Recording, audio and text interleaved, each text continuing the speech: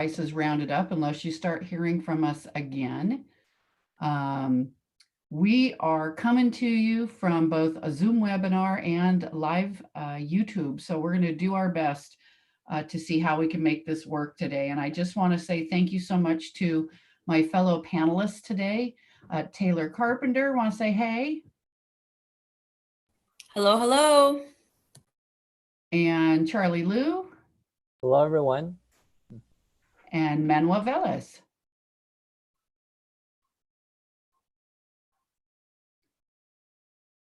Manuel, can you hear me? Oh. Yep, sorry, had myself on mute. First Zoom error. Okay. All right. I'm hearing from people that they can hear us and see us. So we'll hope for the best. And if we need to make a correction along the way, we will. But we're going to go ahead and start. So first of all, I'm going to go to Taylor Carpenter. And Taylor, if you want to give us a welcome on behalf of our associated students, that would be awesome. Absolutely. Everyone, welcome. I'm so glad you're here. On behalf of associated students, I want to say you got this. We are all strong. We're all in this together. And after this, I'm convinced we can make it through anything. So whether it's on campus or from our living rooms, we are here supporting you. We're behind you 100%. And you got this. Thanks for joining us. Thanks, Taylor. All right, Charlie. Okay, well, just want to just quickly introduce myself. For those that do not know me yet, my name is Charlie Liu. I'm the Classified Senate President at Mesa College. I hope this broadcast finds you well. I hope it finds you safe, both physically and mentally. I understand this crisis has not been easy for all of us to cope with. Whether you're a classified professional, a faculty member, or student, you may be feeling a lot of anxiety, you're overwhelmed, maybe feeling even alone and isolated. Just like many of you, I'm tired of this. I miss our campus. I miss our student services building, my office, my computer, even that long flight of steps alongside student services. There's 106 steps, by the way, in case you ever wondered. I miss the LRC, the loft. I miss in-person meetings. I miss my friends, my colleagues, and I miss our students, the energy, the optimism, the positivity that you guys all bring to campus. However, as I do miss all of you, I am also feeling very thankful. I'm thankful for the Classified Senate this year. We accomplished so much. With the Resiliency Fund Free Throw Challenge, we raised over $6,000 to help our students. We awarded 4 Classified Senate scholarships, 2 more than what we did last year, and our classified events that we're doing this week to appreciate our classified professionals. I'm also feeling very hopeful right now. I have confidence in our leadership at Mesa, President Luster, our board of trustees, our awesome presidents, Manuel Velez and Taylor Carpenter. I'm confident that you can help lead us back to our campus safely. And in conclusion, I just want to end with a quote that I heard from The Rock, Dwayne Johnson, the other day. He said, well, it's nice to be important. It's more important to be nice. So continue to practice safe, hand washing techniques. But also remember to slow down. Take a step back from your computer, from your devices, and practice being patient with each other. And even practice smiling with your eyes behind your mask. Thank you very much. Thank you so much, Charlie. And I'm seeing all sorts of positive responses to what you've shared with folks. So thank you so much for those heartfelt words. I am going to move on to Manuel and have him give words of welcome on behalf of our faculty. Thank you, Pam. And thank you very much for giving me the opportunity to speak here on this community forum. I'm definitely not as tech savvy and social media savvy as you are. I'm more of a lurker, but I do appreciate the opportunity that you're giving me to address the community very quickly here. So given that this is the end of the year, I kind of want to take an approach of recognizing, so to speak, some of the people or some of the communities that are a part of our college, really, especially at this time where we're going through this kind of COVID-19 lockdown and the crisis. I know it's been a very difficult semester for all of us. So I want to take a very quick moment to just kind of recognize some people, kind of give some shout outs, so to speak. And this is an opportunity for everybody on YouTube also. While I'm giving my shout outs, you guys, if you have any shout outs that you want to give, if I forgot somebody and you want to add and throw out a shout out, put it in the chat. That would be awesome. So the first people that I want to give a shout out to is certainly to all of our faculty, especially those faculty who were not really familiar with or weren't very excited about online teaching. I know that there's a lot of us who are very comfortable and love to go into the classroom every day and really weren't interested in the online format because we just love that interaction that we physically have with our students. So I want to recognize that faculty who at the time when we were forced to, in essence, change to remote teaching for the safety and the health of everybody, you guys stepped up to the plate, you did what you needed to do, and you made your classes available for our students on the online format. So shout out very much to all of the faculty who were able to do that. I also want to give a shout out to the faculty, as well as the other people in our community who have come through to volunteer, to send out computers and laptops to all of our students, or to volunteer on food drives. In essence, to continue to make sure that as a college, we're still trying to give our students as much as we possibly can. So shout out to the faculty who have been involved in that as well. I also want to focus on community, and I think that's such an important word. And since I've become the president of the Academic Senate, I think one of the things that I've realized is how important community is to the idea of community college. And when I'm talking about community, I certainly talk about everybody who comes to the campus to learn, to take classes, to work, and to teach, but also the community that's around us. And I think about one of the things that I miss the most about this whole lockdown is those daily interactions that I had when I went down to Lupe's Taco Shop for lunch to get some tacos, or stop by at the Starbucks over at Balboa in Genesee every morning to get my coffee. Or I know that students go to the K-Sandwiches, or they visit the used bookstore down over on Linda Vista as well. And those are definitely as much a part of our community as the students are, as the faculty are, as everybody else who comes to our campus. So I want to give a shout out to all of the local businesses, the community of Linda Vista itself, the Bayside Community Center, in essence, the community that we serve, because you are as much a part of Mesa College as we are as much a part of you. So my shout out very much to the community of Linda Vista. And then finally, of course, I need to give that special shout out to all of our students, because certainly if there's any group of people who have really taken the brunt of this whole COVID-19 situation, I know that it's you. And I know that students certainly have so many other issues that you're struggling with. And I'm sure that those issues have really come to the forefront with all of this COVID-19 issue going on. And I'm sure that for many of you, your classes didn't become priorities, and that's completely understandable. What I want you to know is that we're still here for you. We are still behind you. We are still ready to give you the courses that you need to get you to be successful in your goals and to get you forward and get you in the career so that you can become that productive member of society and you can accomplish all the goals that you want. So shout out to all of the students who are definitely facing this COVID-19 situation. Again, we're here with you, we are supporting you, and we're ready for you to give you what you need to be successful. I do want to give one final message, if possible, to our DACA students, our undocumented students. I want you to know very specifically that we very much are in support of you and are working very hard to make sure that you have the services and everything that you need as well. Unfortunately, the federal government has turned its back on you in many ways.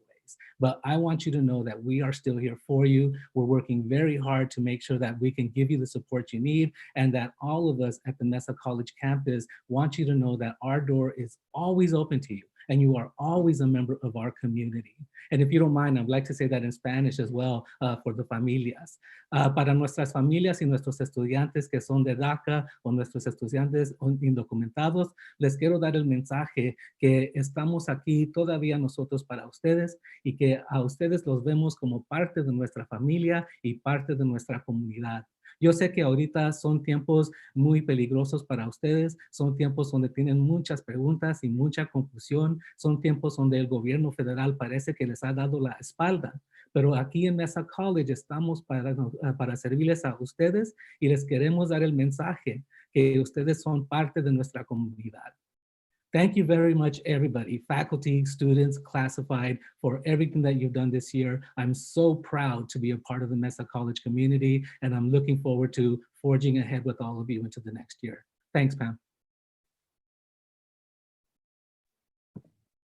Thank you so much to Manuel, Charlie, and Taylor. It truly does take a village. It takes all of us to create the community, the comunidad that we need on our campuses. And I think for Mesa, we are so people-driven and so much centered on the student experience that we are all feeling that feeling of abandonment because we're not together. We are very much people who like to be together. And so thank you so much. And yes, I will definitely mention Borderless Scholars.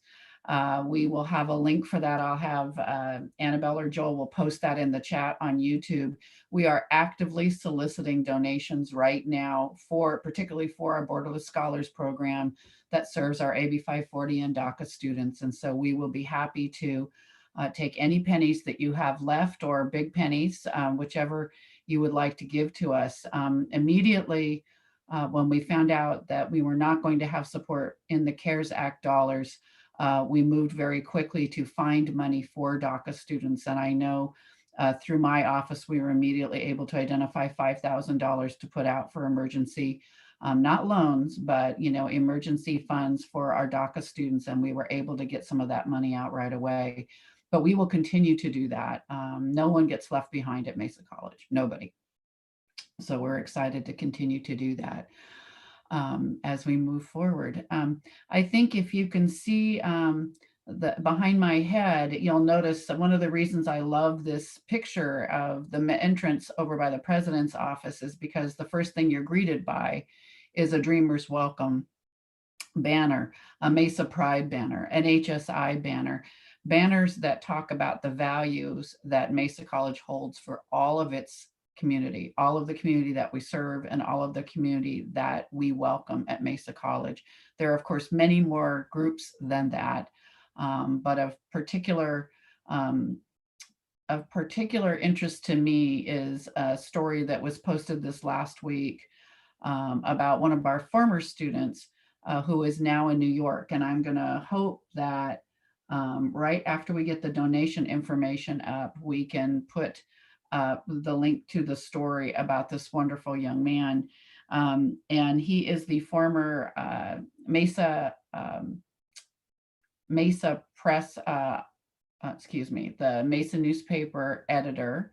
It was accepted into Columbia and is now in New York and on the front lines of being a helper there. And the story that he tells, and I didn't know this about him until after he left, was that that he was not at all sure he was going to come to Mesa, and that he's a former service member and someone who was dealing with PTSD and some anxiety around a number of things going on in his life. And when he drove into Mesa on the first day, he parked, didn't say anything about parking, which was interesting, but he parked, found a parking spot and sat in his car for quite a bit of time because he just wasn't sure he was ready to go back to college. But he walked in and the first thing he saw was the Mesa Pride banner.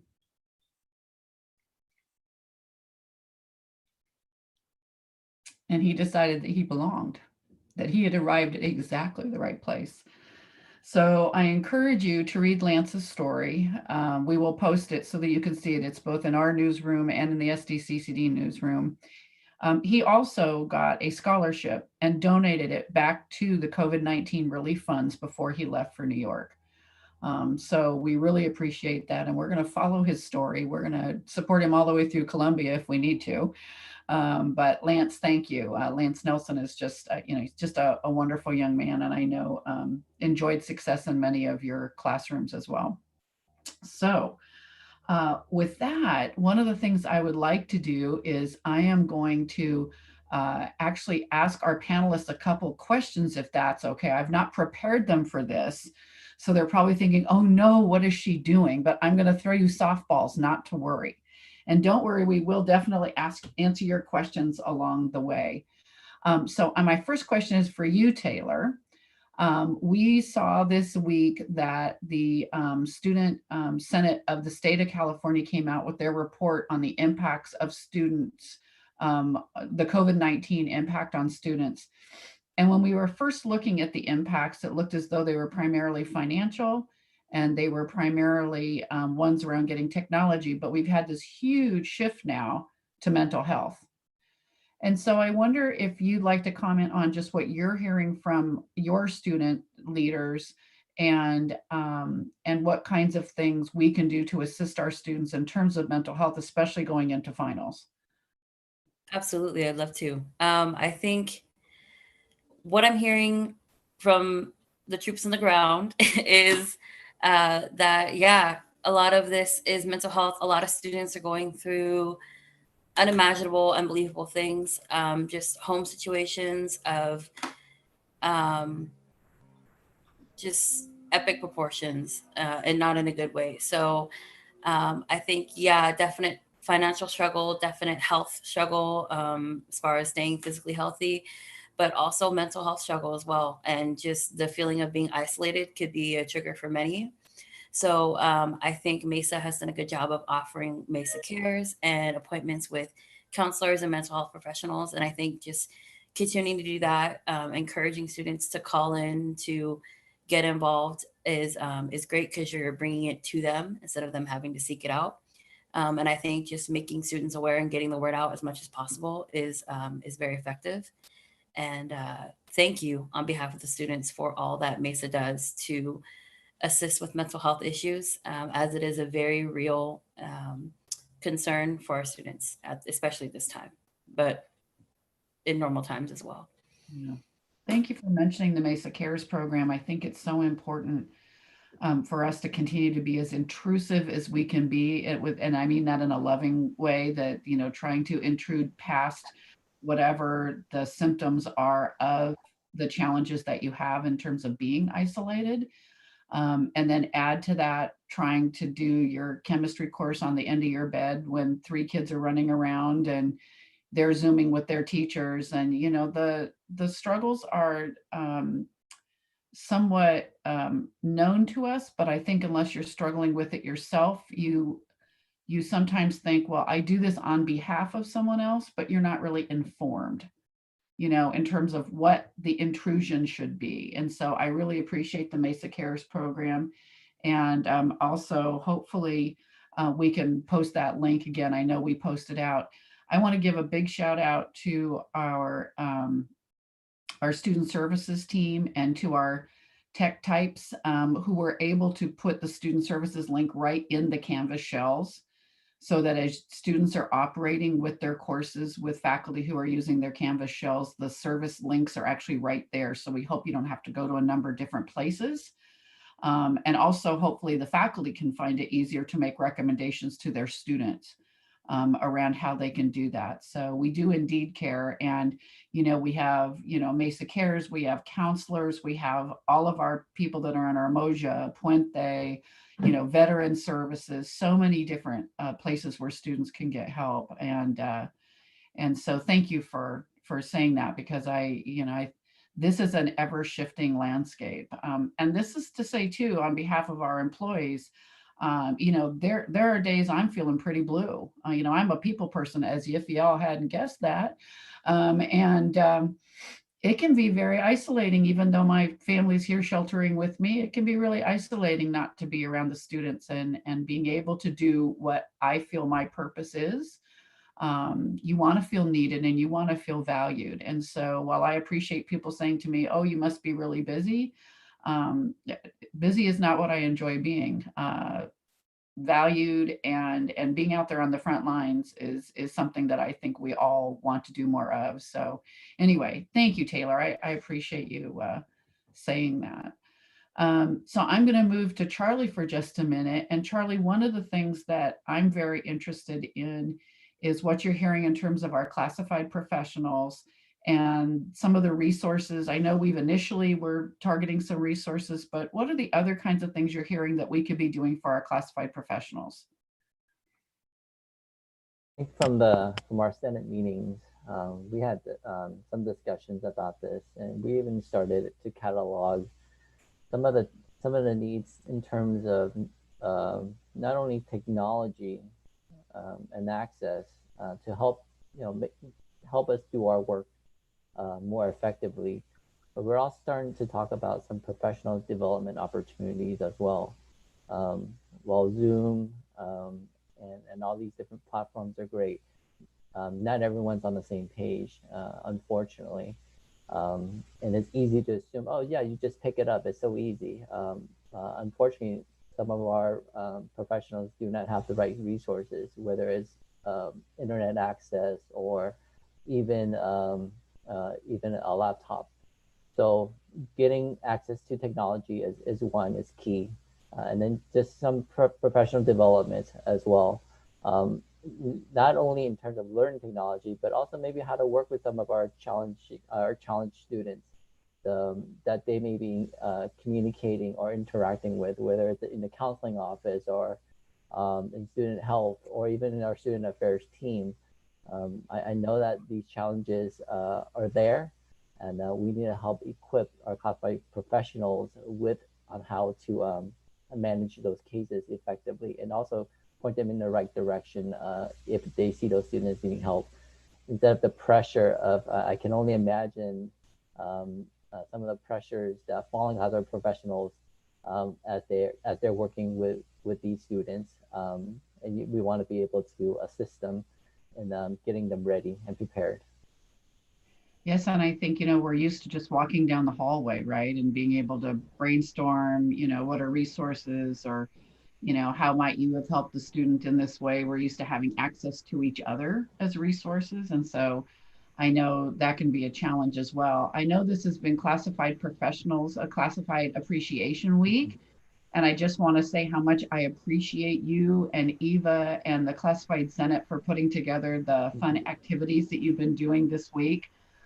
It's been fun to see. I went on the website that you guys, or whatever the link was that I could go to, and I saw some of the answers of like, what are people up to right now? And but I just want you to know it takes a lot of effort to do that. And I so appreciate literally how you appreciated Classified this week. Normally, of course, we would be doing some celebrations on our campus, like having cupcakes over in my office and having our big luncheon. And so do you want to talk a little bit about how we're going to try to catch up with some of that during ClassiCon this year? Yeah, certainly. As many of our classified professionals know, and if you're on Twitter and social media, you know that it is Classified Professionals Week. And we're really going with the theme of classified professionals. You are the stars that make Mesa shine. In terms of movie stars, I see the work that you guys do, and I hear about the work you guys do, and I'm so proud to be part of this allegiance of professionals. And so we're celebrating you this week in terms of providing you some learning opportunities, as well as an opportunity to get together and connect. Coincide with this is our classified our ClassiCon event, which is coming up on June 2nd to the 4th. And during this event, we will also be honoring our Classified Service Award recipients from 5 years all the way up to 40 years. So we are in the process of creating a tribute video for all of you, for all of our recipients, so that we can honor you. We would love to do this in person, and maybe we can one day, whenever that opportunity is. But I don't want to miss the opportunity to still honor the work that you guys put into Mesa. And I highly respect that. And I want everyone to recognize your dedication and your work to helping students. Thank you, Charlie. And so if you're on campus and you're an employee, you would have received an email from Beth for nominations for the Unsung Hero, which is what we do during ClassiCon. And then soon we'll be putting one out for Classified Professional of the Year, as I understand it. So we'll make sure that all those recognitions are done. Thank you, Charlie. All right, Manuel.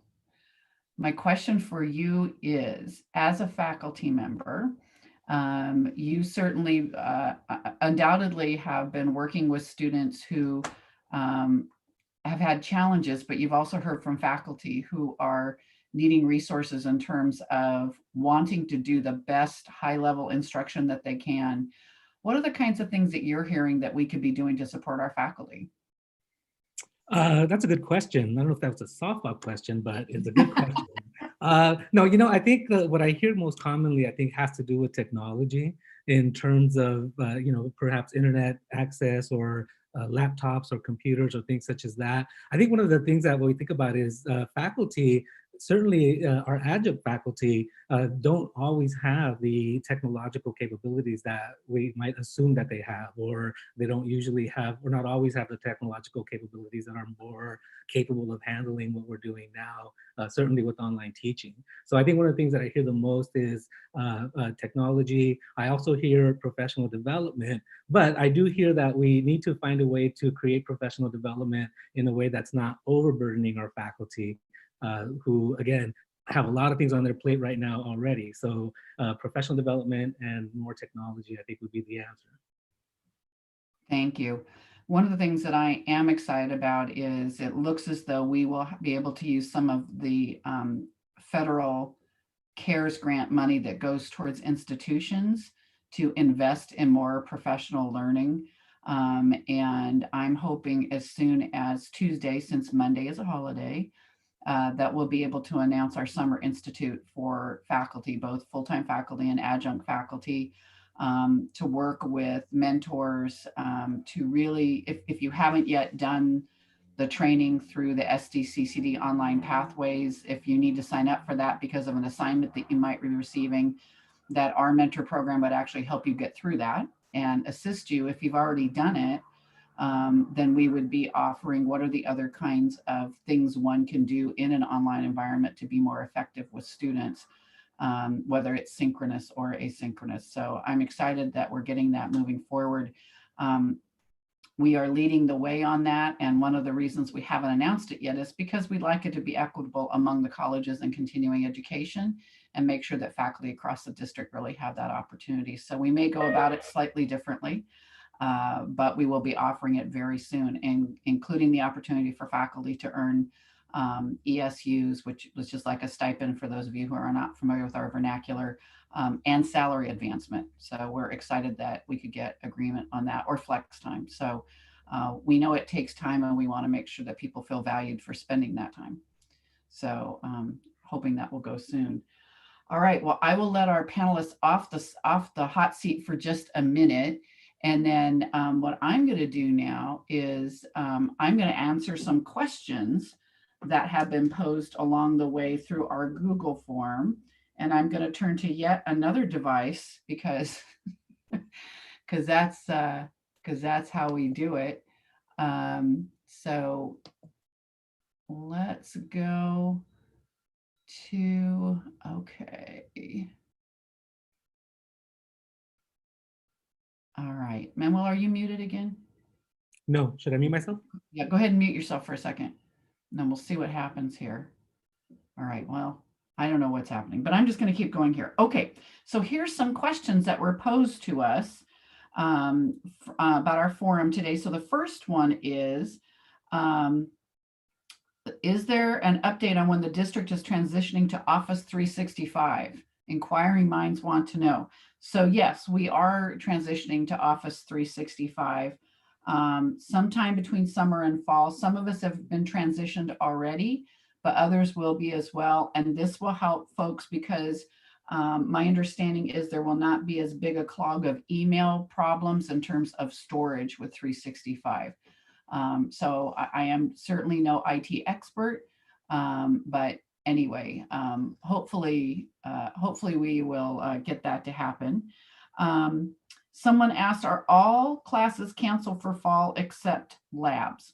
So that's a tricky question to answer because, as you probably know, we have to really work with our own local government, our city in terms of shelter in place and what we're allowed to do. And we, from a state perspective, are what's called stage 3. Higher education is considered stage 3. As you probably know, San Diego just went to stage 2 because we've been good citizens around wearing our masks and not massively gathering in places. So it's a 3-day weekend, keep it up.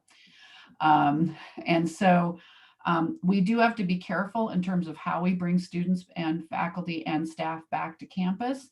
So we are online for fall. If we have the opportunity to create lab classes, especially in our career technical programs and science areas, we will have to do that probably with some physical distancing and some new protocols around how we would clean facilities. And we're just not there yet, but we are working in planning groups right now to address some of those issues. And so we will let you know.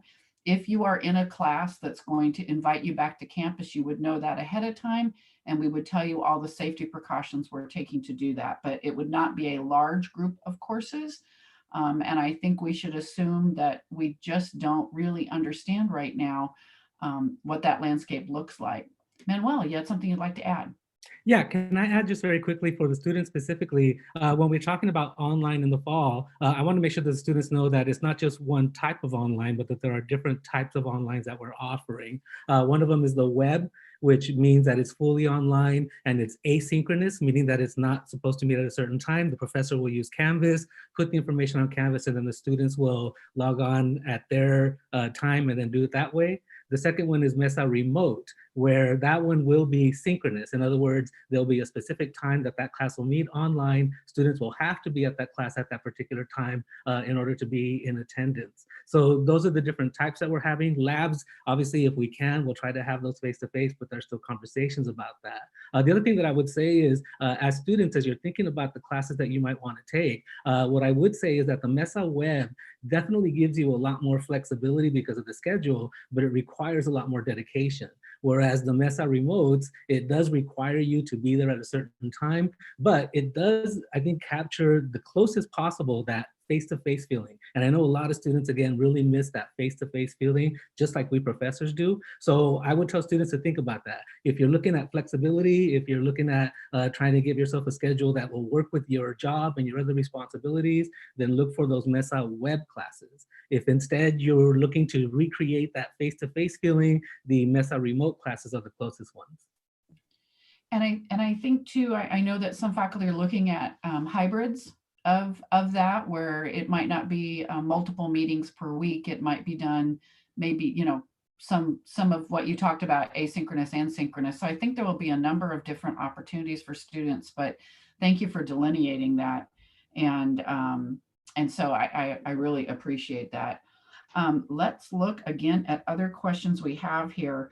One is, when does the fall 2020 schedule come out? So the fall schedule goes live on June the 8th, and priority registration starts on June the 22nd. So it's coming up very soon. One of the reasons we've tried to take as much time as possible is because the question we previously answered has not been one that's been easy to answer. And so to put together a really accurate schedule for you, we wanted to take as much time as we could.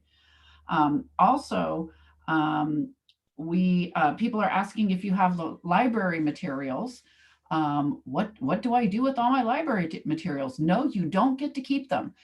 So we do have our wonderful library folks are doing drop-offs, and I know we're going to post the information, but Tuesday through Thursday next week from 10:30 to 1:30, there will be a drive-up area. It'll be a tent behind the Mesa Commons, not unlike we have done the laptop giveaways right there on Mesa College Drive.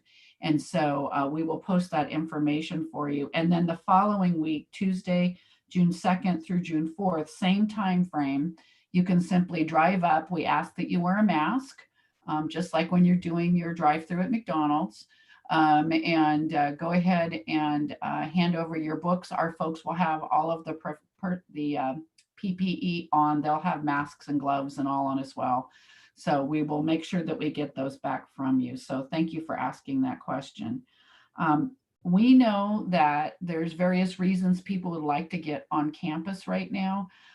If you are an employee of the campus and you need something from an office, it's still the case that you can talk to your supervisor, your dean, whomever the person is that you report to, and we can make arrangements for that to happen.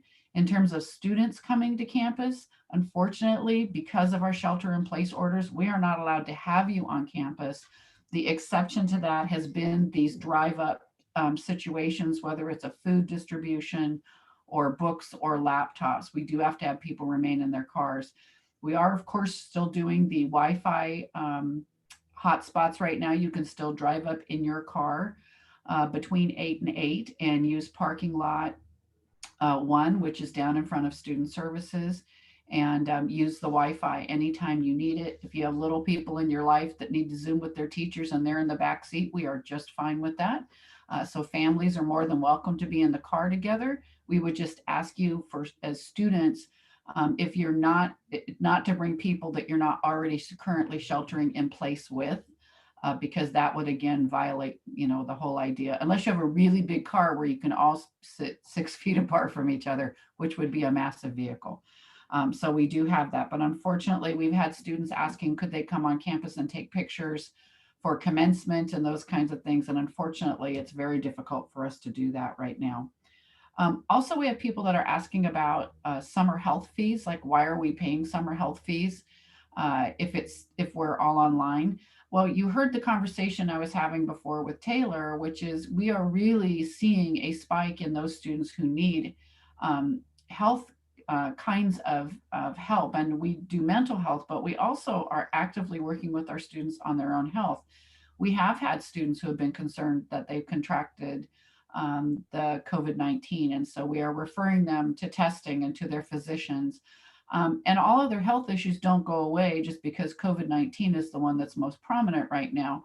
We still have cases of students who have, different kinds of health challenges, and we are supporting them. So even though we're online, we are providing support for our health students. And the only way we can do that is through your health fees. That is what pays all of our wonderful personnel to be able to help you. So that's why we're still doing the health fee. We've been asked this question before, and I'll answer it one more time. On the parking fees for spring, if you were a late start spring student, we have refunded parking fees for those of you who never arrived to campus to take your late start courses. If you started courses at the beginning of the semester and bought a parking fee, unfortunately, we can't refund that because that's actually how we pay for the parking lots themselves and the upkeep, and also folks that keep us safe while we're all in the parking lots. So you will not be getting a refund. I know people would really like to have that, but it's a decision that we had to make early on. So those are all the formal questions that we got ahead of time. And then I am going to look now and see, are there questions that anyone wants to ask on the live feed, or do the panelists have anything else they'd like to add right now?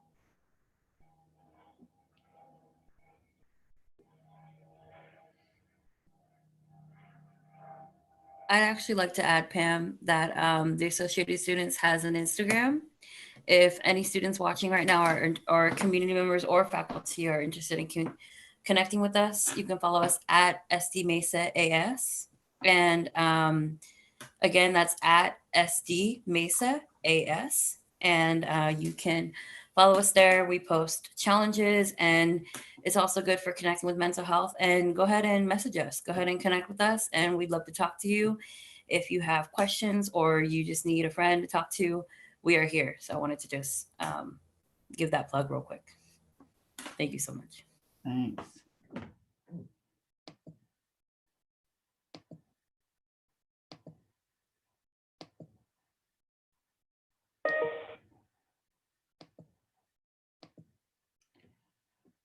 All righty. Manuel or Charlie, anything else you'd like to add at this point? I just want to say thank you for the opportunity today, Pam, for hosting this awesome show with you.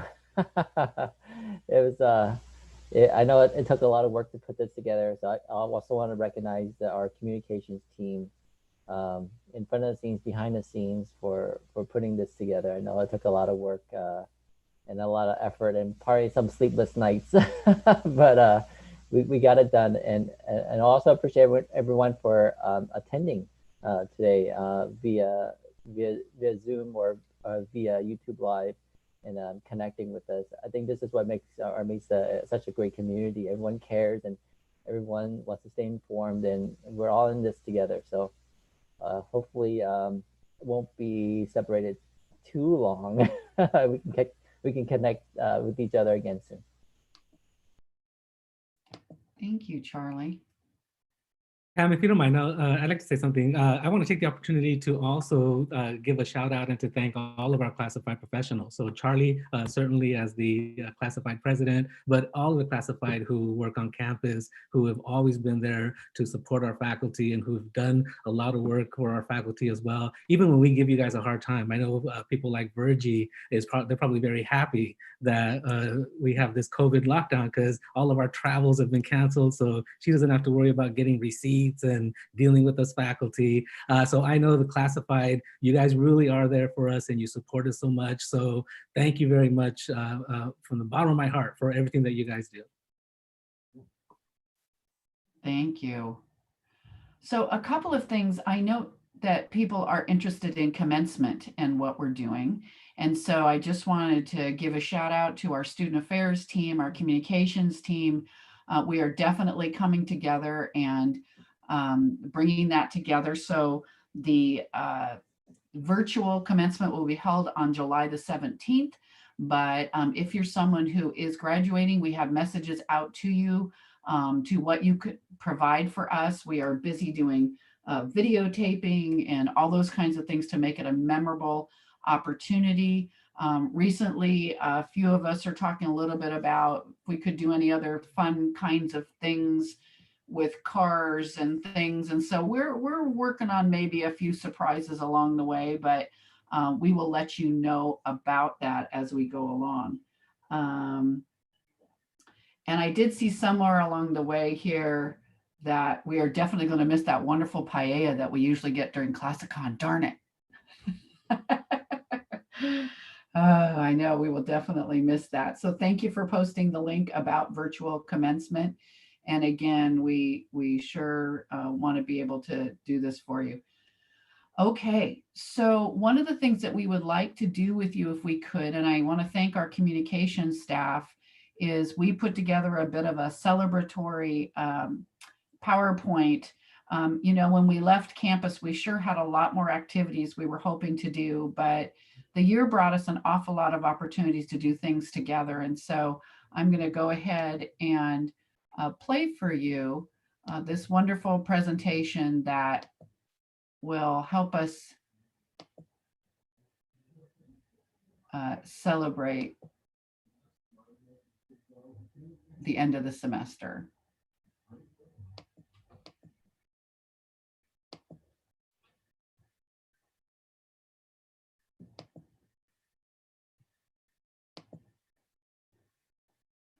As soon as I get it queued up at the beginning of it. Hang on one second.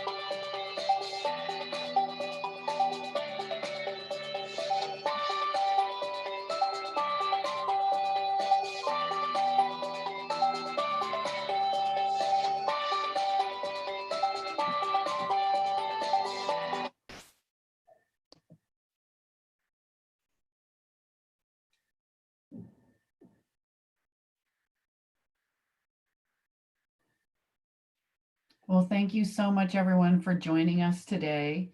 And we are, again, missing all of you, but glad that we could at least revisit some of the fun times that we've had together this year. We will absolutely be together again on our beautiful Mesa, celebrating the beautiful mosaic that we are, all of us and all of the students that we serve. And so with that, I'm going to say thank you to Taylor and to Charlie and to Manuel. I'd like to say thanks to the communications team, President's Office, and our vice presidents for being with us today. And thank you to everyone. We will continue to do these forums, and we will announce as soon as possible the date of our next one coming up in a couple of weeks. So adios, everyone, be well, and we love you.